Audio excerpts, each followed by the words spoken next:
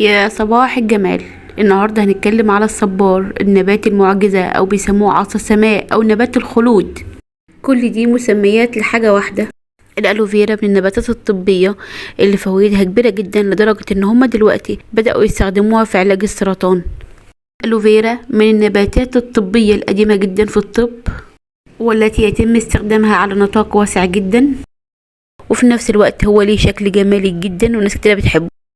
للأسف ارتبط عند ناس كتيرة جدا بمفهوم الطاقة السلبية وان هو بيستخدم بس في المقابر، لكن الكلام ده عاري تماما عن الصحة، بدليل اولا ان هو استخداماته الطبية والعلمية كبيرة جدا جدا جدا وفوائده لا حصر ليها.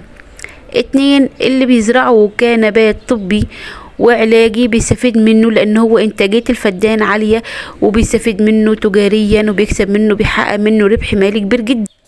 اسهل طريقة لزراعة الصبار ان انا باخد فسيلة جانبية او نبتة جانبية من اللي بتطلع في اي صبار وازرعها بسهولة، هكون نبتة صبار جديدة تماما.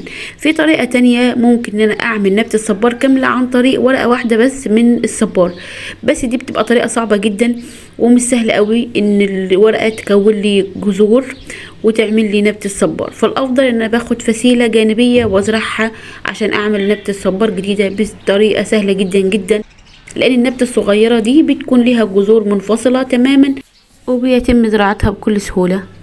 شايفين النبتة هنا ليها كام فسيلة جانبية؟ حوالي 7. شايفين هم صغيرين بس لما بيكبروا شوية بيكونوا جذور منفصلة، واقدر اخد كل فسيلة منها وازرعها واكون بيها نبتة صبار جديدة.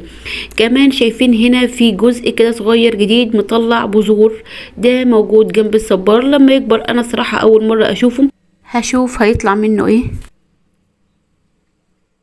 للصبار فوائد طبية عديدة جدا، ممكن يتعمل منه مشروب بيتشرب بيفيد في امراض كتيرة، وطبعا منه دهان على الجلد ودهان على الشعر. الالوفيرا بتنتج 6 مواد مضادة للفطريات والبكتيريا والعفن والفيروسات.